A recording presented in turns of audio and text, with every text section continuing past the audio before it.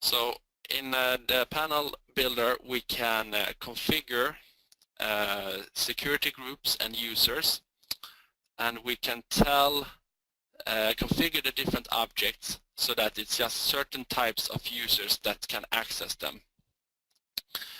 We will also add a special kind of tag called a system tag that will show which user that is logged in.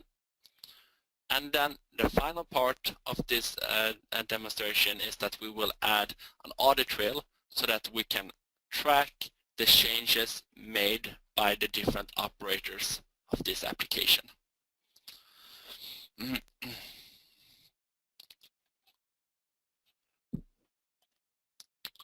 And in the software, we need to click on security.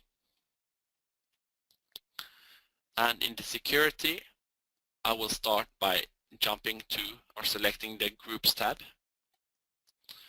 By default, you have administrators and operators. These can be changed if you want to, but I will leave them right now. And I will click on Add to add a third group called Service. I click on Users, and I will add 2 additional users. The first one is named Patrick with password P, and I will be an operator. The second user, or third user actually, will be Rickard with password R, and he will be a service engineer. By clicking on the settings button, I can decide what should happen when you click on an object that you don't have access to. In this case, I select an access denied message should be displayed. I also select that if the operator is inactive for more than 1 minute, he or she will be automatically logged out.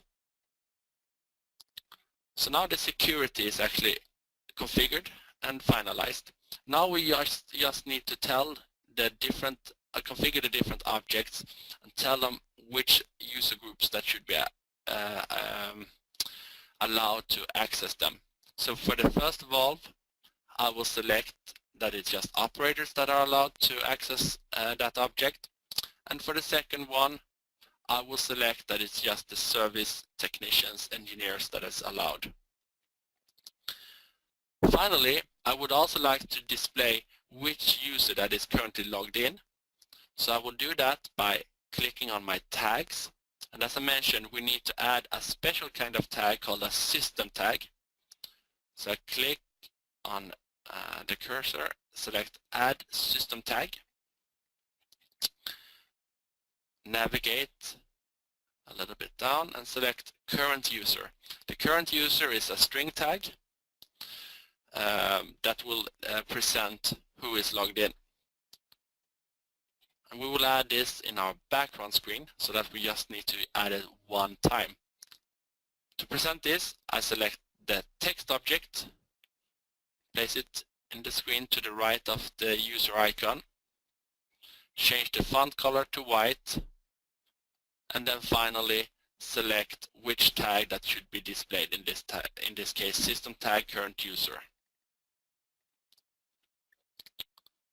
So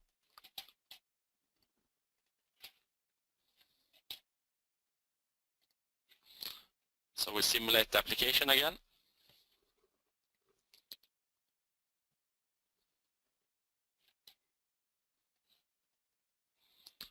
When I click on the valves, I get the access denied message, as you remember that we configured. I click on the button to log in. I log in as Patrick with password P. And then I'm allowed to access this valve. But the second one, I'm not allowed to access. I need to log in as a service technician. So I log in as Rickard with the password of R. And as you can see, the username is updated automatically. And now I can change this one. As soon as I log out, the text is updated, it's now empty, no one is logged in, and I don't have access to the object anymore. Okay, The final part of this presentation or this demonstration is to add audit trail. So now we want to keep track of what these operators are doing. What process parameters are they changing and at what timestamp and so on. In order to do this, we need to add the audit trail function. So I select insert, audit trail, and I then need to define or decide which actions that I would like to log to the audit trail. By clicking on the log all and log none, I can select all or none of them. I select log none, and I will navigate a little bit down, scroll down and select I will select the show screen action. That's what I would like to log. But we also would like to keep track of these valve tags. So I open my tags, click on the others button, and to the far right you see that I have log to audit trail. So enable that for those two tags.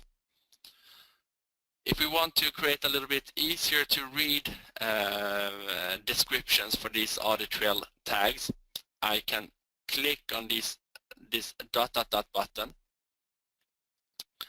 and add text that when the value is 0, the valve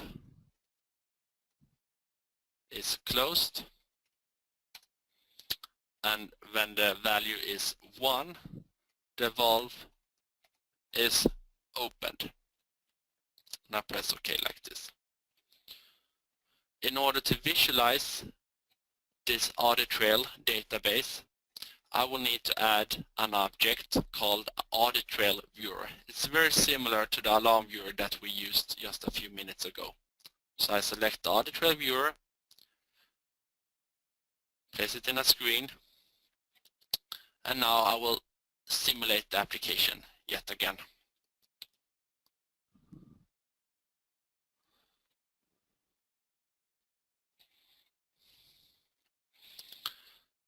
So I start by logging in as Patrick.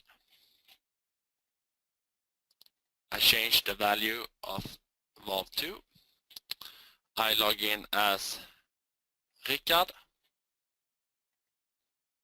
Change the value of the other valve. And then finally, when we jump to the audit trail screen, we can now see that valve 1 and valve 2, these messages, they are system generated. So valve 1 has been changed from false to true and true to false. You can also see at a timestamp when this happened and which user that was logged in when these changes were made. For valve 2, we added this audit trail description, so then we can read in clear text what happened. Valve was closed and valve was opened. True to false, false to true, timestamp, and at that time it was Patrick that was logged in. So in a very short time, a few minutes, we have added security, configured which objects that should be restricted. We have added an audit trail so that we can keep track of the different changes to process values. And with that, I